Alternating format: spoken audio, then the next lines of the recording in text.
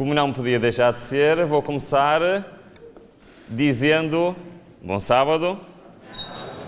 É um prazer para mim estar aqui convosco. Em primeiro lugar, queria agradecer o privilégio que foi estar ao longo desta semana aqui. E foi um duplo privilégio para mim.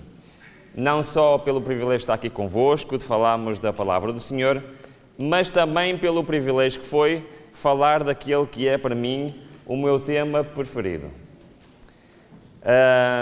Porque este tema que nós falamos ao longo desta semana, o caminho do santuário, representa aquela que é a minha maior luta espiritual. Não sei quanto a vocês, o que é que vocês acham, mas de facto o nosso caminho no santuário representa literalmente a nossa entrega diária ao Senhor. E eu queria vos dizer que hoje temos um tema que eu não tinha a certeza que eu ia apresentar. Eu estava a lutar entre dois temas diferentes para hoje, mas normalmente quando eu falo deste tema, costumam-me fazer uma pergunta. E como durante esta semana me fizeram essa pergunta, então teve de ser este tema. Sabem que nós durante a semana vimos pela palavra de Deus que Deus nos pede 3 coisas. E quem esteve aqui durante a semana percebeu que eu gosto de fazer perguntas. Certo? Quais foram as 3 coisas que Deus nos diz para fazer, que na realidade o que Deus nos está a ensinar é que eu não as consigo fazer? Lembram-se quais eram essas 3 coisas? Purificai-vos, muito bem, santificai-vos e obedecei. Ok? Nós vimos que estas 3 ordens do Senhor estão por toda a Bíblia. Muitas vezes estão juntas no mesmo versículo. Vimos que cada uma destas aparece dezenas de vezes na palavra de Deus. E simplesmente para ouvirmos o Senhor dizer o que é? Isso ao homem é impossível. Graças a Deus que ele não termina a frase aqui. E ele a seguir diz o que é? Aquilo que é impossível ao homem é possível a quem? A Deus. Amém? Então, nós vimos que Deus quer fazer cada uma destas coisas em nós. Quer nos purificar, quer nos transformar e quer habitar em nós. Certo? Foi isso que vimos ao longo de toda a semana. No entanto, nós vimos também que para isso acontecer, eu tenho que entregar a minha vida nas mãos de quem? Deus quer me transformar e eu tenho de deixar. Mas dizer que confio no Senhor, dizer que quero fazer a sua vontade, é fácil. É fácil ou não é? Dizer. Não custa muito dizer. A dificuldade na vida do cristão não é entender o Evangelho. A dificuldade da vida do cristão não é saber o que tem que fazer. A dificuldade da vida do cristão é viver de acordo com aquilo que ele acredita. E eu não sei se vocês acham isso, mas a minha experiência com Deus não é teoria. A minha experiência com Deus e a minha luta com o Senhor é como pôr em prática. Então, a pergunta que normalmente me fazem é, muito bem, mas como é que eu sei a vontade de Deus para a minha vida? Como é que eu posso ouvir do Senhor aquilo que eu tenho que fazer? Eu já percebi que tenho que colocar os planos nas mãos do Senhor, mas como ouvir a voz de Deus? Se nós fizermos uma viagem ao longo desta semana, neste momento, vamos fazer uma mini viagem para perceber quais são as maneiras que a Bíblia ensina de como ouvir a voz de Deus. Eu já procurei em toda a Escritura, pode haver mais alguma que eu não tenha descoberto ainda, mas eu já descobri 7 maneiras diferentes como o Senhor pode nos responder, como podemos saber a sua vontade. Ok? Acham que isto é importante ou não? Sim? Querem saber quais são essas 7 maneiras? Sim? Vamos lá? Então, Cristo disse claramente o seguinte: as minhas ovelhas não conseguem distinguir a minha voz. Foi isso que o Senhor disse? Não. Ele disse: as minhas ovelhas ouvem a minha voz, eu as conheço e elas me seguem. Boa. Mas diz: aquele que pertence a Deus ouve o que Deus diz. E estava a falar para alguém que dizia o quê? Vocês não ouvem porque não pertencem a Deus. Então, primeira pergunta. Esta não é daquelas difíceis, está bem? Primeira pergunta. Deus quer ou não que eu ouça a sua voz? Sim. Certo? Então é importante nós sabermos como. Então vamos lá. Como ouvir a voz de Deus em 7 etapas? A primeira é bem simples, todos nós conhecemos.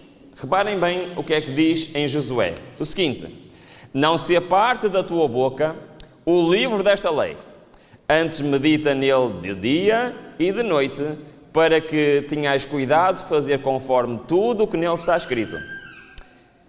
Porque então farás prosperar o teu caminho e serás bem-sucedido. Não te mandei eu?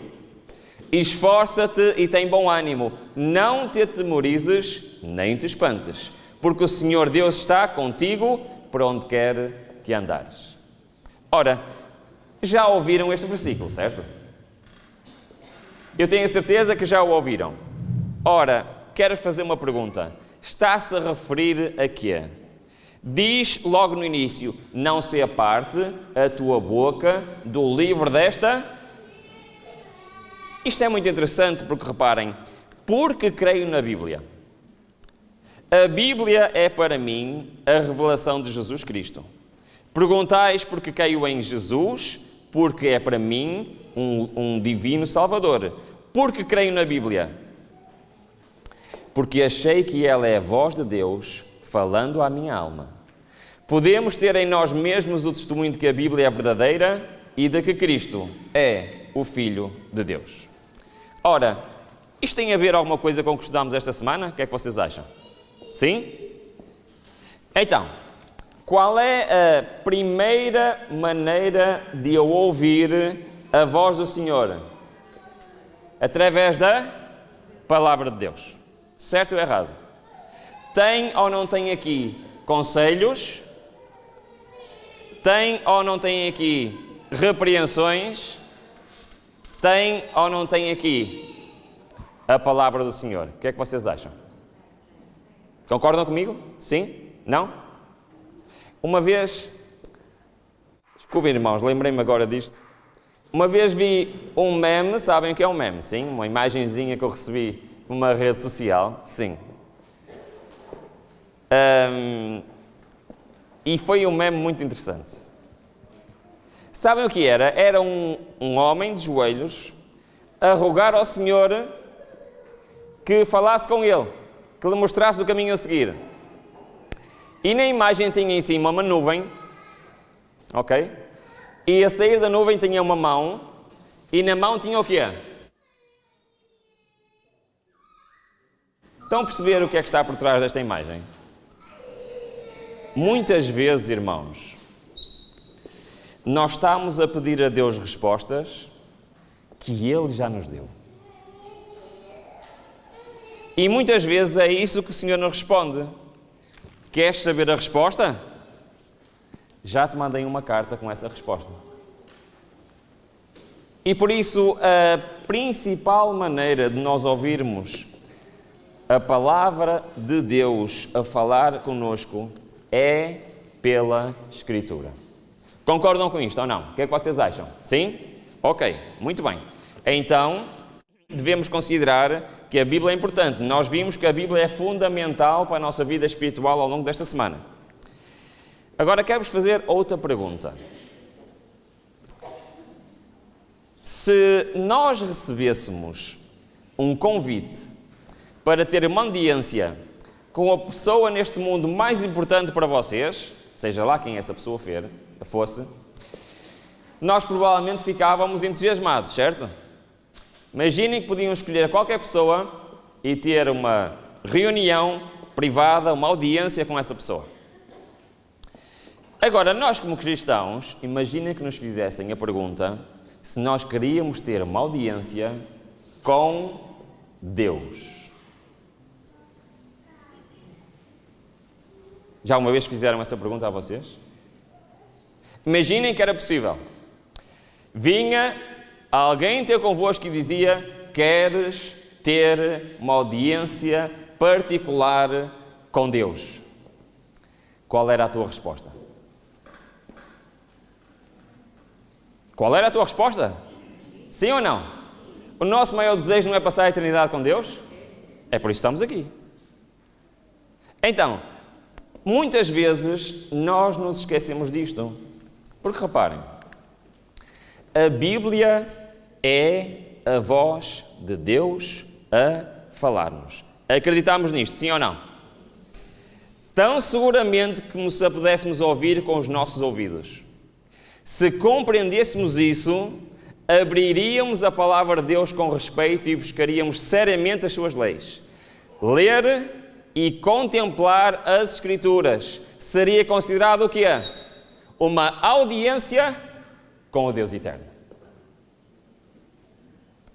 E eu posso ter uma audiência com o Deus Eterno sempre que eu quiser. Agora a pergunta vem: então, por que eu tenho tão poucas audiências com o Deus Eterno? E muitas vezes eu sinto-me perdido neste mundo sem saber que direção hei de tomar. E peço a Deus, por favor, Deus, orienta a minha vida, dirige a minha vida, mostra-me o que eu hei de fazer. E sabem o que é que Deus responde? Eu estou aqui à tua espera.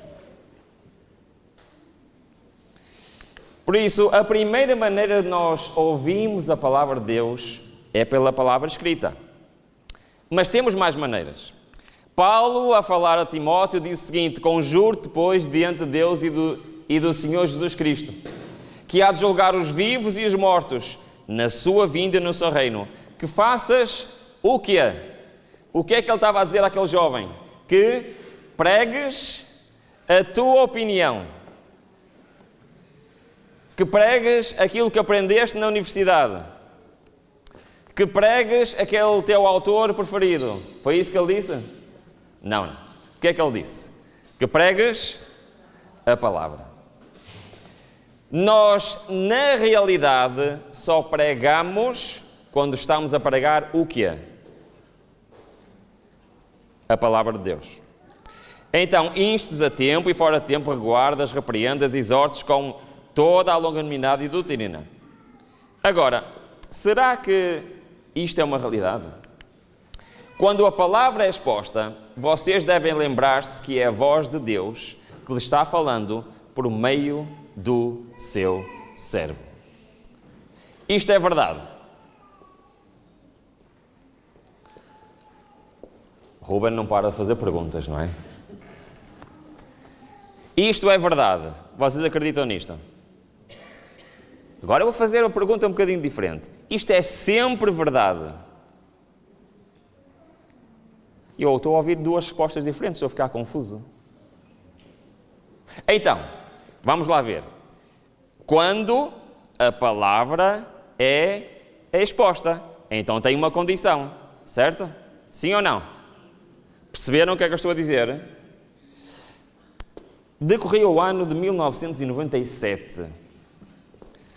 Já sabem quando eu digo uma data que vou contar alguma coisa, não é? Eu tinha 18 anos.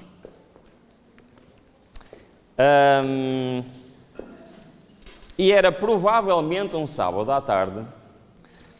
E eu estava num grupo de pessoas da minha igreja e estávamos a conversar sobre o próximo sábado. Mais especificamente, sobre o pregador do sábado seguinte. Felizmente, eu já não me lembro com quem eu estava a conversar, ok? Lembro da conversa, mas não me lembro com quem eu estava a conversar. Nessa conversa, alguém disse, é o irmão X que vai pregar. Que aborrecimento. Aquele irmão é uma seca quando ele está a pregar, só nos dá sono. Então, reparem, isto pode parecer caricato, mas naquele momento, aquilo foi algo de muito estranho para mim. É que eu não sabia como aquele irmão pregava, apesar de eu ter estado na igreja dezenas de vezes com aquele irmão a pregar. Perceberam o que eu disse? E eu não tinha a noção se aquele irmão pregava bem ou não, mesmo estando na sala, quando ele estava a pregar. Sabem porquê? Porque eu não ouvia absolutamente nada do que os pregadores pregavam. Eu tinha 18 anos e quase não tinha ouvido nenhum pregador, porque estava distraído com as minhas coisas, ou com conversas, ou com isto, ou com aquilo, e eu preferia estar nisso do que estar a ouvir o pregador. Então, durante aquela semana, aquela conversa, em vez de ser nas qualidades do pregador, foi que eu reparei que não fazia a mínima ideia como é que aquele pregador pregava. Eu não sei se isso já aconteceu com vocês, mas aconteceu comigo. Então, durante aquela semana, eu disse assim, não pode ser. Eu, no próximo sábado, vou fazer um esforço e vou ouvir tudo o que aquele pregador tem a dizer, para eu, no fim, quê? Ter uma opinião, certo? Ó, irmãos, é assim. É verdade que nem todos temos os mesmos dons. De facto, o Senhor não era o melhor pregador do mundo, não é?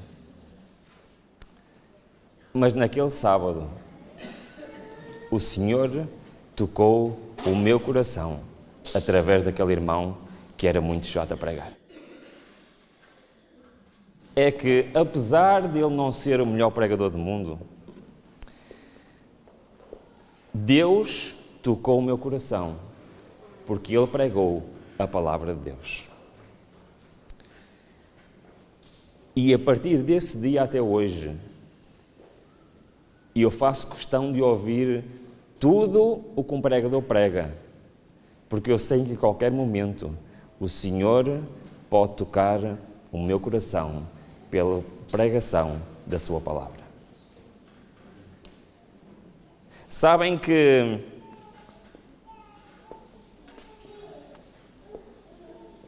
o Senhor não se importa com as qualidades oratórias do pregador. Sabiam disso? O Espírito de Profecia tem uma citação que eu gosto muito. Ele diz o seguinte: o Senhor prefere o mais humilde consagrado do que o maior pregador do mundo que não tem o seu coração entregue ao Senhor. Então, eu quero vos dizer que eu acredito que, independentemente do meio utilizado, independentemente do pregador, quando a palavra do Senhor é exposta, é o quê? É a voz do Senhor a falar a cada um de nós. Amém? E é assim, a fé vem pela pregação e a pregação pela palavra de Cristo. Quantas pessoas não entregam, não se decidem por Cristo através de uma palavra, através de uma ação, através de algo que alguém faz e que nesse momento foi a palavra de Deus a falar àquela pessoa. Então, já temos duas, certo? Quais são essas duas? Está no quadro, não é difícil a resposta. Então, Deus fala-nos pela sua palavra escrita, Deus fala-nos pela sua palavra através de quê? De alguém que a comunica. Bendito é aquele que partilha a palavra do Senhor. Agora, eu quero vos dizer uma coisa. Bom, vou fazer mais uma pergunta difícil. Aqui, neste local, quem, sem ser pela palavra de Deus e sem ser por outra pessoa a falar, já ouviu a voz de Deus? Ok, temos algumas mãos, muito bem. No entanto, a maioria de vocês não levantou a mão, repararam? Então vamos lá.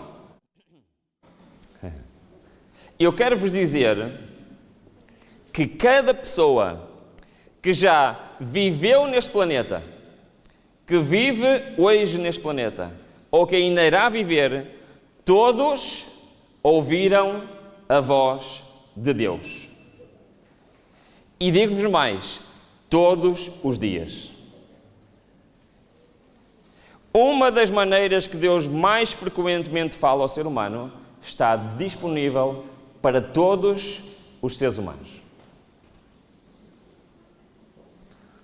E isto é muito mais sério do que aquilo que nós pensamos. Ora, lembram-se que o desafio desta semana era fazer um caminho, certo? E era fazer esse caminho sem nos desviarmos para que lado? Nem para a direita, nem para a esquerda. Vimos ontem à noite o que é que isto quer dizer. A ideia é seguir em frente, ok? Mas nós também vimos que ao longo deste caminho, o caminho do santuário, quer estejamos no mundo, quer estejamos no pátio, quer estejamos no lugar santo, quer estejamos no lugar santíssimo, temos a ajuda de quem? Do Espírito Santo. Muito bem. Estiveram atentos, muito bem. Agora, reparem bem. Como é que o Espírito Santo faz isso? Isaías diz-nos o seguinte: e os teus ouvidos ouvirão a palavra que está por trás de ti, dizendo: este é o caminho. Andai nele, sem vos desviardes para quê? Para a direita ou para a esquerda. Exatamente o que lemos ontem em Deuteronômio capítulo 5, certo? Agora, a pergunta. Espera lá. Mas como é que isto funciona? Como é que Deus nos fala aos nossos ouvidos, como se fosse uma voz por trás de nós, a dizer: este é o caminho, segue-o? Como é que isso acontece?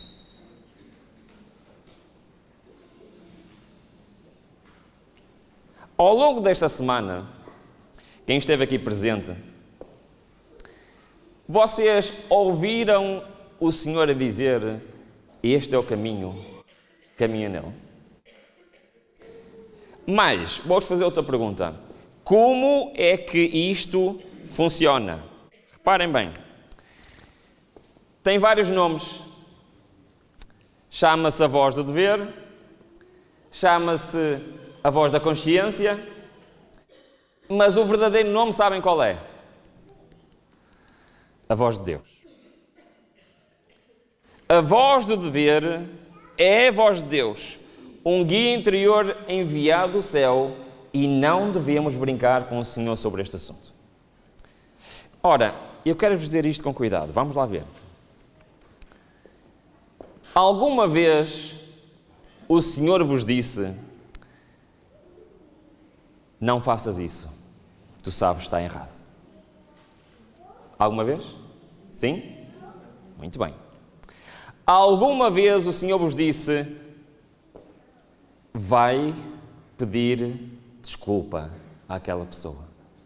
Alguma vez? Sim? Alguma vez o Senhor vos disse: não saias de casa sem primeiro tratar deste assunto? Já sim ou não? Então eu vou fazer uma pergunta. Quem aqui já ouviu a voz de Deus?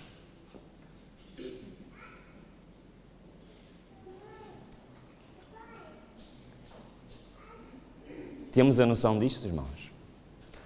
Que Deus fala connosco todos os dias.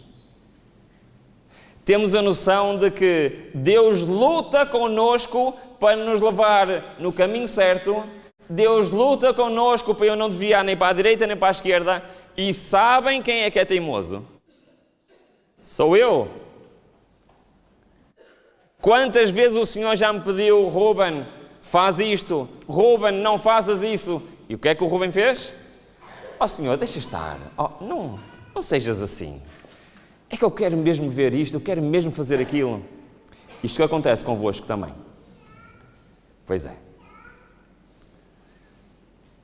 Compreendem que isto é uma luta espiritual diária que nós temos com o Senhor. É por isso que o caminho do santuário é uma luta diária. Eu aceitar a vontade de Deus para a minha vida. O Espírito Santo contende com alguns homens, algumas mulheres. Com aqueles que estão no lugar santíssimo. Não, pronto, com aqueles que também estão no lugar santo. É isso? O Espírito Santo faz o quê? Irmãos, em questões morais, o Espírito Santo fala diretamente ao nosso coração. O apóstolo Paulo diz que nós temos a lei gravada onde? No nosso coração. Sabem o que é isto? É Deus a nos dizer: e eu posso não conhecer nada da Bíblia, e eu sei o que é certo e o que é errado. Os termos básicos da moralidade. E eu continuo mesmo assim a lutar contra o Senhor. A verdade é que o Espírito Santo contende com todo o homem. É a voz de Deus falando ao nosso coração. Mas quando alguém se recusa a dar ouvidos aos convites, às reprovações, à advertência do Espírito de Deus, sua consciência se torna cauterizada e na próxima vez que for aconselhado será muito mais difícil atender do que antes. E assim, sucessivamente, a cada repetição, a consciência é a voz de Deus, ouvida em meio ao conflito das paixões humanas. Quando resistida, o Espírito de Deus é entristecido. Mas, irmãos, não adianta tentarmos fugir.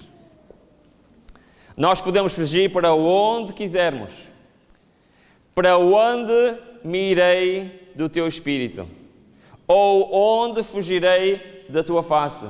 Se subir ao céu, tu aí estás. Se no Seul a minha cama, eis que tu ali estás também. Onde quer que tu estejas, independentemente da circunstância, sabem quem vai estar lá a lutar connosco? O Espírito Santo. E Ele nunca desiste de nós.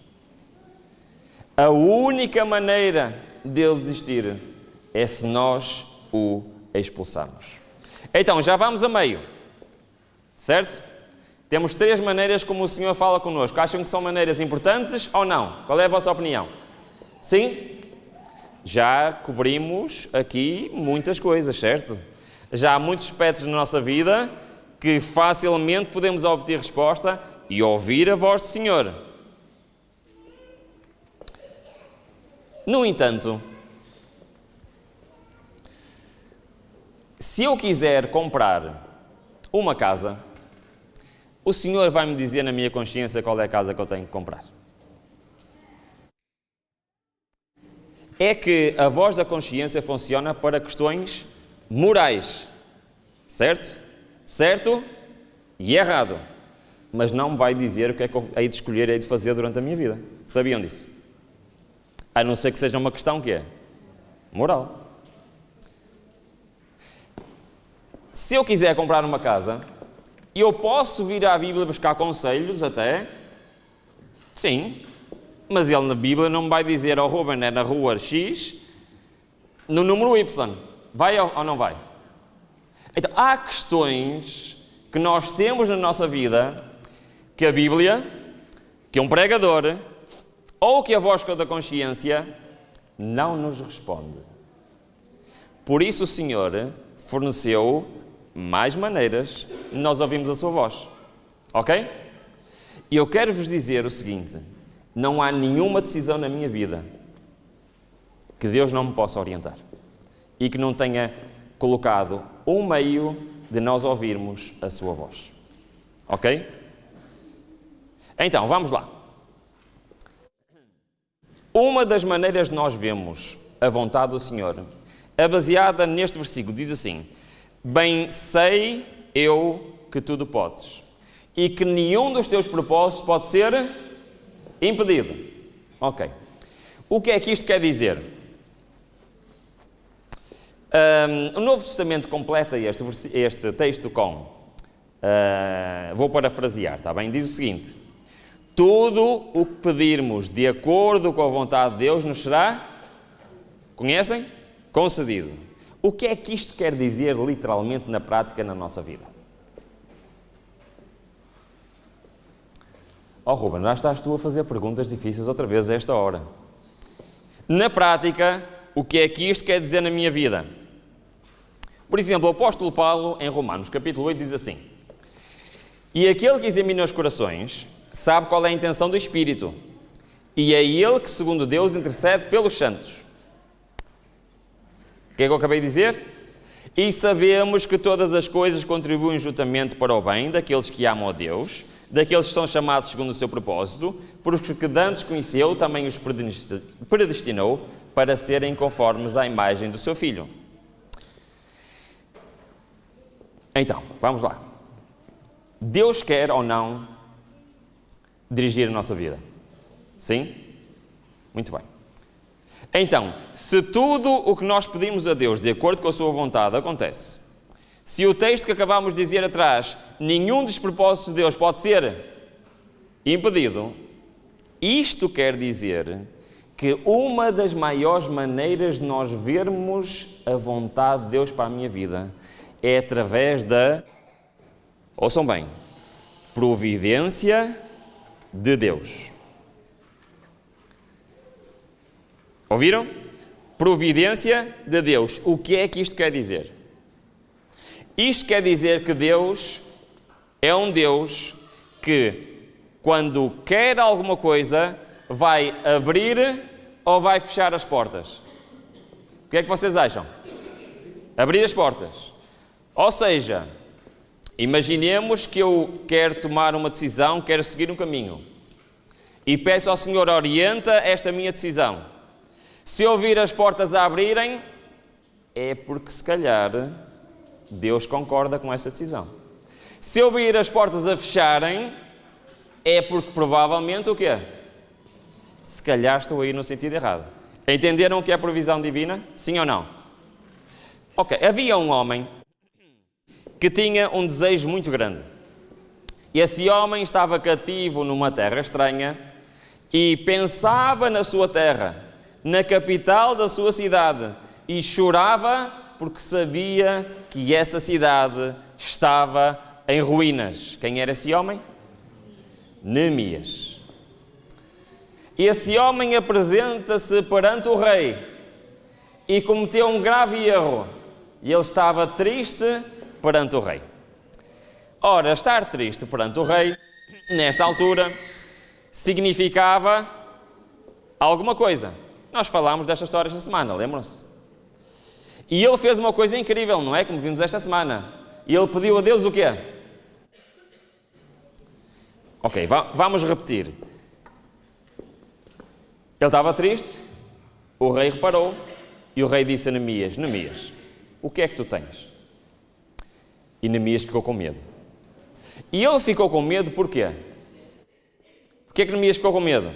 Porque estar triste perante o rei podia significar ser condenado à morte. Mas ele já não conseguia disfarçar mais o que ia no coração dele. E o rei perguntou àquele homem, e ele não disse assim: olha, venham buscar este homem e... Não foi isso que Deus fez. Desculpem, que o rei fez. O que é que o rei fez? Neemias, o que é que tu queres? E Neemias disse o que é que queria. Disse: oh rei, estou aqui, a capital do meu país está destruída, deixa-me ir lá reconstruir. Naquele momento, acham que Deus abriu ou fechou as portas? Abriu. O rei não só permitiu que ele fosse, que abandonasse o seu posto de trabalho, porque ele era um escravo, fosse lá à cidade, reconstruir a cidade, mas também fez o quê? Ele pagou o material de construção, ele permitiu que outros fossem com ele, e ele fez o quê? Tudo o que era necessário para a capital daquele país ser reconstruída. Isto quer dizer o quê? Acham normal um rei fazer isto a um povo inimigo? Acham normal? É normal? Não. Então, Deus estava a responder às orações de Neemias ou não?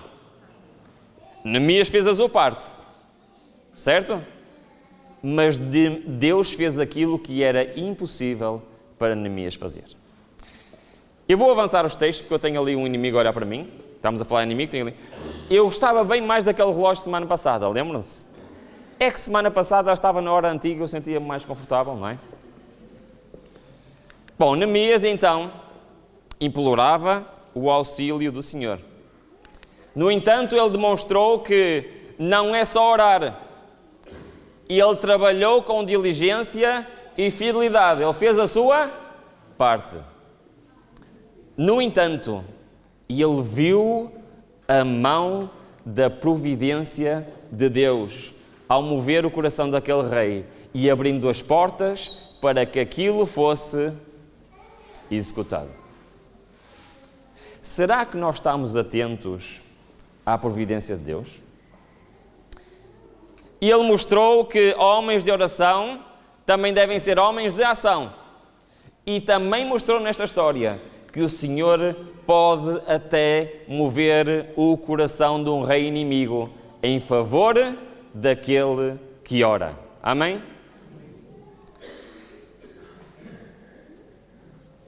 Decorria o ano 2008 e eu tinha de tomar uma decisão muito importante. Eu vivia com a minha esposa num apartamento, nós tínhamos uma empresa em conjunto e a empresa começou a crescer. E nós tínhamos de tomar uma decisão, porque viver num apartamento T2, com mais de 100 computadores, com centenas de peças e componentes, não é muito agradável. Só que eu sou uma pessoa que gosto muito de fazer contas. Gosto muito de fazer contas. Tenho um amigo meu que diz que eu penso em números e não com palavras. E eu comecei a fazer contas. E eu pensei, bom, eu pago a renda de um apartamento, pago uma conta de luz, uma conta de eletricidade, uma conta de internet. O mais lógico é eu alugar um espaço para ter a empresa separada de casa. E eu comecei a fazer contas a uma renda adicional, a uma conta de eletricidade, a uma conta de luz, a uma conta de internet. E comecei a achar que aquele valor era alto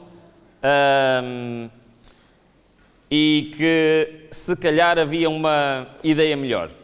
Então qual foi a ideia que nós tivemos em casa?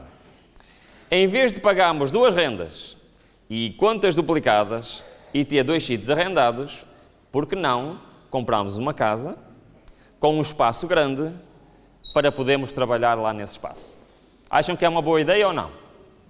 Fizemos as contas às nossas despesas e aquilo que nós pagaríamos dava para comprarmos uma casa até um determinado valor. Nessa altura, nesse ano, a taxa de juros estava a 5 ponto qualquer coisa por cento, o que fazia com que o orçamento não fosse assim um valor muito alto, mas daria para comprarmos um local. Então nós fomos ver casas. Pedimos ao senhor da agência imobiliária que queríamos ver casas até aquele valor e ele assim foi mostrar. A vinda embora de um desses sítios, ele disse assim, olha, existe aqui uma casa que eu sei que está fora do vosso valor, mas como é caminho, vamos lá ver. Tudo bem, eu gosto de ver casas, por isso não tem problema. Então chegámos lá e vimos uma casa com 3 andares, 260 metros quadrados, com um jardim atrás, com uma garagem com 70 metros quadrados. E realmente era uma casa extraordinária. E viemos a sair porque nós fomos lá só ver por ver. Mas estou eu a sair da casa e alguma coisa me diz no meu coração, é esta a casa que deves comprar. E eu pensei assim, espera lá, mas isto está bem fora do meu orçamento. E vim para casa. Então eu comecei a pensar, e eu assim, bom, o não está garantido, vou fazer uma oferta, certo? Então eu fiz uma oferta. E para meu espanto, o Senhor disse, sim. Ok. Ainda não estava muito convencido, mas fiz o próximo passo, que foi ir ao banco. Então eu cheguei ao banco e falei com o gestor do banco e ele disse-me todos os documentos que eu precisava de entregar e havia um problema que eu não me tinha lembrado. É que a empresa, desde o início, estava em nome do meu pai. E no ano anterior, eu tinha aberto a empresa em meu nome. O que significa que naquele ano, eu não tinha declaração de IRS. Então o banco disse assim, é impossível ter um financiamento sem declaração de IRS, a não ser que tenhas um... Muito bem. Então eu vim para casa e abri a palavra de Deus. E sabem o que é que a Bíblia diz de fiadores? Epá!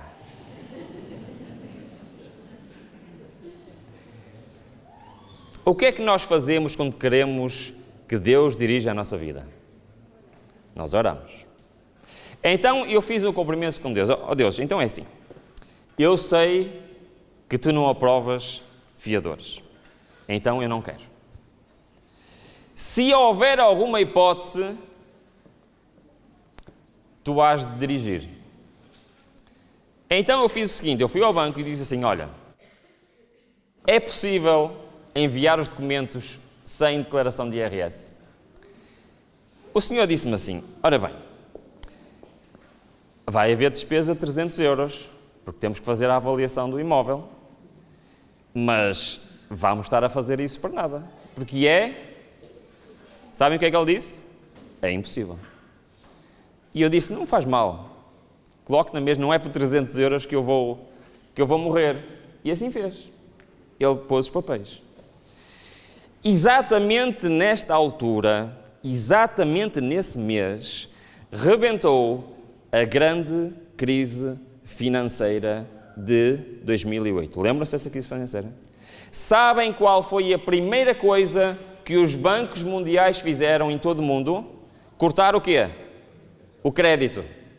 E especialmente qual crédito? A habitação. Estão a perceber qual foi o mês em que eu pedi o crédito? 2 semanas depois o banco ligou-me. O senhor disse-me assim, eu não sei o que vocês fizeram, mas o crédito foi aprovado.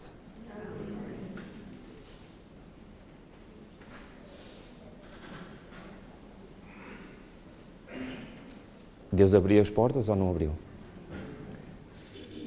Era impossível. Mas Deus disse-me, é este o caminho a seguir. Quando nós fizemos as simulações, a prestação mensal era mais de 1.000 euros. Mas quando a crise rebentou, aconteceu outra coisa. Sabem o que aconteceu às taxas de juros? Quando veio a primeira prestação em fevereiro de 2009, eu paguei quase metade da simulação. Passado poucos meses, estava a pagar 1/3 da simulação. Durante os 10 anos em que eu tive o empréstimo daquela casa, eu paguei sempre 1/3 da primeira simulação de que recebi.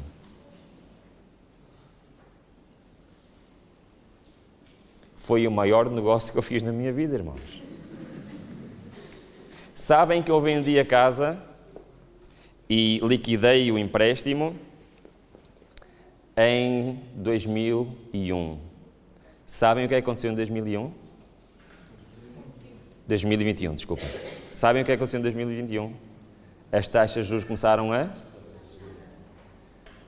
Os planos de Deus são incríveis para a nossa vida. Só que só funciona se eu, em primeiro lugar, quiser ouvir a voz do Senhor. E se eu, em segundo lugar, estiver confiante de que, se é vontade de Deus, o que é que vai acontecer? Irá se cumprir. Mas eu também tenho que ter o discernimento que quando Deus fecha as portas e Ele está-me a dizer: Ruben, não vás por este caminho. E eu quero vos dizer uma coisa que é, durante esta semana eu contei-vos muitas histórias. Não contei? Mas eu contei-vos todas as boas histórias. Não vos contei as vezes em que eu dei com a cabeça na parede.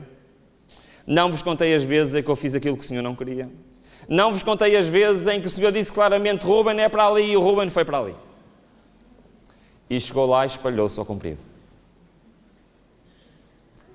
Por isso é que eu me pergunto tantas vezes: quantos milagres Deus quis fazer na minha vida e eu não deixei.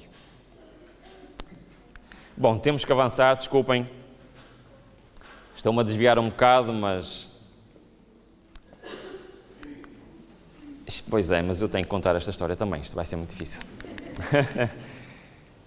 Ok, deixa-me andar para trás, não é? Que eu já andei aqui para a frente, não sei quantos. Então, onde é que é para trás? É por aqui, tu andas sempre para a frente. Bom, já acabei de vos mostrar o resto do sermão todo, mas também só tenho mais 10 minutos, por isso vais ter que ser rápido. Então, já vimos 4 maneiras, certo? Esta quinta maneira, a primeira vez que eu fiz este sermão, eu não tive coragem de o apresentar. Tá bom? Porque eu considero que é muito perigoso. Pode ser usado indevidamente. Tá bom?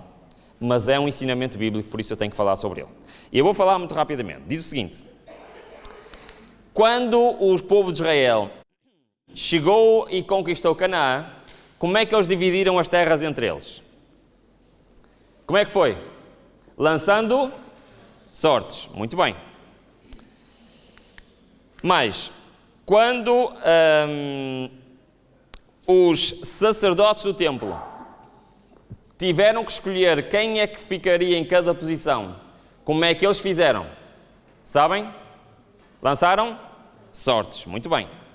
Quando tiveram de escolher entre Matias e José para substituir a Judas, como é que eles decidiram? Como é que foi? Isto é um ensinamento bíblico ou não é? Ok. Posso-vos contar mais uma história? Sabem que ser patrão não é muito fácil, ok? Não quero desanimar ninguém, mas não é muito fácil. No entanto, eu sou uma pessoa que tenho muita dificuldade em delegar. Sabem o que é delegar, não é? Então, sempre na minha empresa, inicialmente era só eu e minha esposa, nós fazíamos tudo, e só colocava um funcionário quando estávamos a trabalhar 16 horas por dia e já não aguentávamos mais. Estão a perceber? No dia em que eu e a minha esposa tivemos que preparar 70 computadores sozinhos, foi quando nós chegámos à conclusão, se calhar era uma boa ideia ter alguém a ajudar, ok? Para vocês terem noção que temos aqui outra participação, para termos a noção que eu tenho muita dificuldade em delegar. Houve partes que me custaram muito a delegar. No entanto, houve uma altura em que eu precisava de colocar um funcionário para uma secção que era das mais importantes e de mais responsabilidade. E eu literalmente estava com quê? Medo de errar. Alguma vez tiveram medo de errar? Eu estava cheio de medo de errar. Ok, então. Eu lembrei-me da história da Bíblia, não é? E eu pensei assim, isto é assim um bocado estranho, mas eu preciso que seja Deus a escolher esta pessoa e eu não tenho coragem de escolher. Então, o que é que eu fiz? Eu decidi jejuar sobre este assunto. Decidi passar um dia em oração, em consagração ao Senhor. Pedir ao Senhor que tirasse de mim tudo aquilo que me pudesse afastar da sua presença na minha vida. E no final desse dia de luta com o Senhor, eu decidi apresentar as minhas ideias a Deus. Então eu fiz uma lista de nomes que eu achava que eram as pessoas indicadas para aquele posto de trabalho. E depois, orando ao Senhor, eu pedi: Senhor, mostra-me quem eu devo de contratar. E então eu fiz exatamente isto. E eu perguntei ao Senhor pelo primeiro nome e pedi a Ele que me dissesse sim ou não. E o Senhor disse: não. Bom, tudo bem. Vamos ao segundo nome da lista. E o Senhor disse: não. E disse não ao terceiro. E disse não ao quarto. E disse não ao quinto, ao sexto e ao sétimo. Eu não sei qual é a probabilidade, irmãos, de Deus dizer que não 7 vezes seguidas, mas foi exatamente isso que aconteceu. E eu pensei para comigo: isto não está a resultar. Então o que é que eu fiz? Sabem o que é que eu fiz? Voltei a orar ao Senhor. Ó Senhor, isto quer dizer que não é para eu contratar ninguém? O que é que tu queres dizer com isto? E durante essa oração, veio-me alguém à minha mente, ok, que eu não conhecia pessoalmente. Sabia que essa pessoa existia, mas eu não a conhecia, não sabia o nome dela, nem sabia como é que essa pessoa era. E eu estava a orar e estava-me sempre a vir essa pessoa à mente. Até que eu parei a orar e disse: pronto, ok, não sei o nome, por isso não posso escrever, mas perguntei ao Senhor se era essa pessoa. E sabem o que é que o Senhor disse? Sim.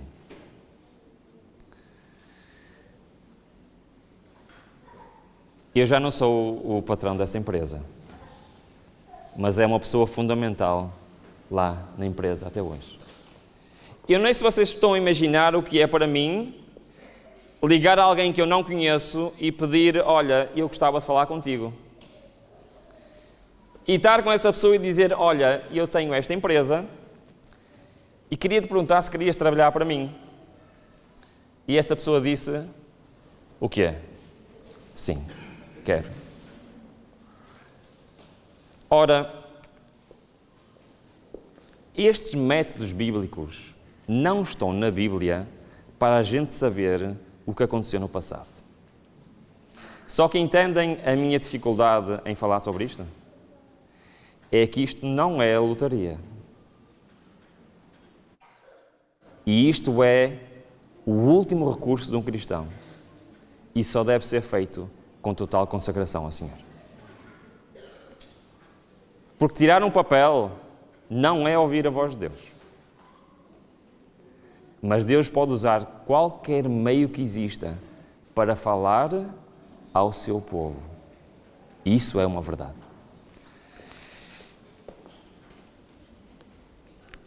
Então, a quinta maneira é esta. A última é também, a sexta, desculpem, é também uma das mais importantes. Eu vou ler rapidamente, já está na minha hora de terminar. E a última nós falamos sobre ela esta semana. Está bem? Diz o Senhor o quê? Fazei prova de mim. Durante esta semana nós vimos exatamente isto.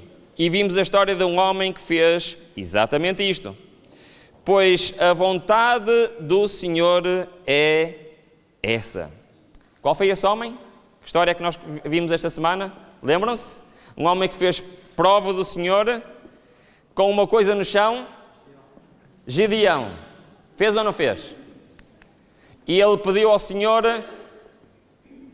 A missão era que uma batalha. E ele estava com? Ele estava com o quê? Medo.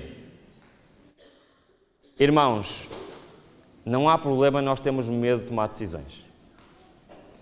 O problema está se eu não entregar esse problema nas mãos do Senhor. Pior do que ter medo de tomar uma decisão é não ter medo de tomar uma decisão. Isso é o grande inimigo do cristão. Porque se eu não tenho medo de tomar decisão, sabem quem é que eu estou a fazer? Quem é que está a tomar decisão? Quem? Eu. E por isso eu, como cristão, devo estar sempre a pensar, será que isto é da vontade do Senhor? E ele provou ao Senhor, e o Senhor respondeu ou não respondeu? E eu contei-vos durante esta semana a história de como o Senhor usou esta história da Bíblia para fazer isso na minha vida. Mas Deus não quer fazer isto apenas na vida do Gedeão. Deus não quer fazer isto apenas na vida do Ruben ou na vida de outra pessoa qualquer. Deus quer fazer isto na vida de cada um de nós. Eu não sei, mas eu quase todos os dias vos disse que só há um obstáculo. Já sabem de cor, não sabem? Quem é que é esse obstáculo? Sou eu. A sexta maneira de ouvirmos a voz do Senhor é provar ao Senhor: Senhor, eu não consigo. Por favor, decide tu. Mas existe mais uma. E a última é a mais importante de todas. A última é o culminar de tudo o que vimos esta semana. Eu vou ler os textos e no fim vou-vos perguntar o que é esta última. Pode ser? Aceitam o desafio? Sim? Ok. Então diz o Senhor, não que sejamos capazes por nós de pensar alguma coisa, como de nós mesmos, mas a nossa capacidade vem de... Ok? Ouviram o primeiro texto? Ok. Segundo texto. Há diversidade de operações, mas é o mesmo Deus que opera tudo em todos. Ok? Já sabem o que é? Ainda não? Vamos continuar. Porque Deus é o que opera em vós, tanto o querer como o efetuar, segundo a sua boa vontade. Agora vem a pergunta. Qual é esta sétima maneira? Alguém conseguiu descobrir? Pois é. Deus, no fundo, no final das contas, não quer que eu lhe pergunte a sua vontade. Oh, Ruben, desculpa lá, mas tu acabaste de nos mostrar 10 maneiras de ouvirmos a voz de Deus, sabemos a sua vontade, e agora estás a dizer que Deus não quer isso? É verdade. Sabem porquê? Porque Deus quer que eu seja a sua vontade. Deus quer habitar em mim e fazer a sua vontade em mim. Esse é o plano final do Senhor. Isto é o culminar de tudo o que nós vimos esta semana. Deus não só quer que eu saiba a sua vontade, Deus quer que eu seja a sua vontade nesta terra. A natureza humana está sempre lutando por se manifestar. Este sou eu. A pessoa que é aperfeiçoada em Cristo deve primeiro ser esvaziada do seu orgulho, da sua autossuficiência. Então, obrigada pelo hino que cantastes. Então haverá silêncio no coração. E a voz de Deus pode ser ouvida. Assim o Espírito poderá encontrar livre acesso. Deixe Deus trabalhar em e através de nós. Amém? É isto que Deus quer fazer na minha vida. Então você poderá dizer como Paulo: logo já não sou eu quem vive, mas Cristo vive em mim. mas até que eu seja sacrificado no altar. É lá no sacrifício que tudo começa. E Deus diz-nos, é no altar que tu tens de ser sacrificado. Foi isso que vimos esta semana ou não foi? Foi.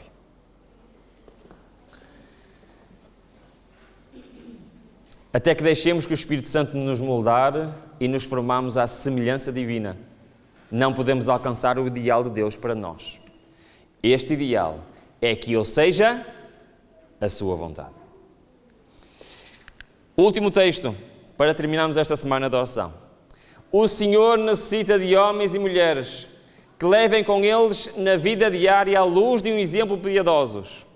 Homens e mulheres, cujas palavras e ações mostrem que Cristo está habitando no coração, ensinando, conduzindo, guiando. E Ele precisa de homens e mulheres que, autossuficientes, confiantes em si próprios, capazes de levar o mundo à sua frente. É isso que Ele precisa? Não.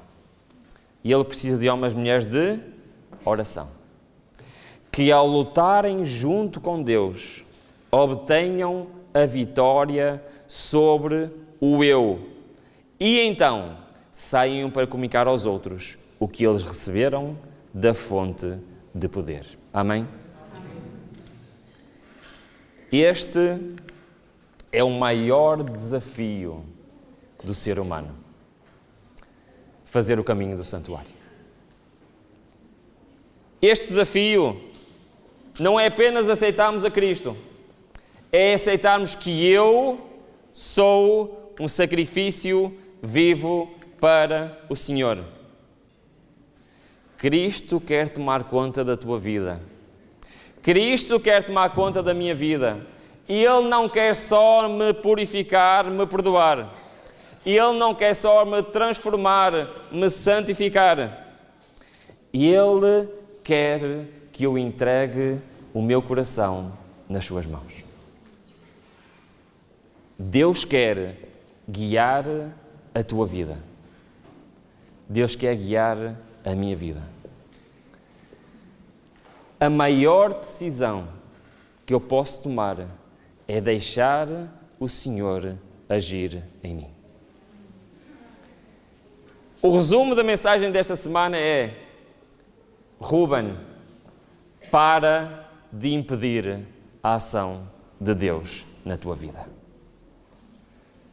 O meu desejo e oração é que todos nós façamos isso. Amém.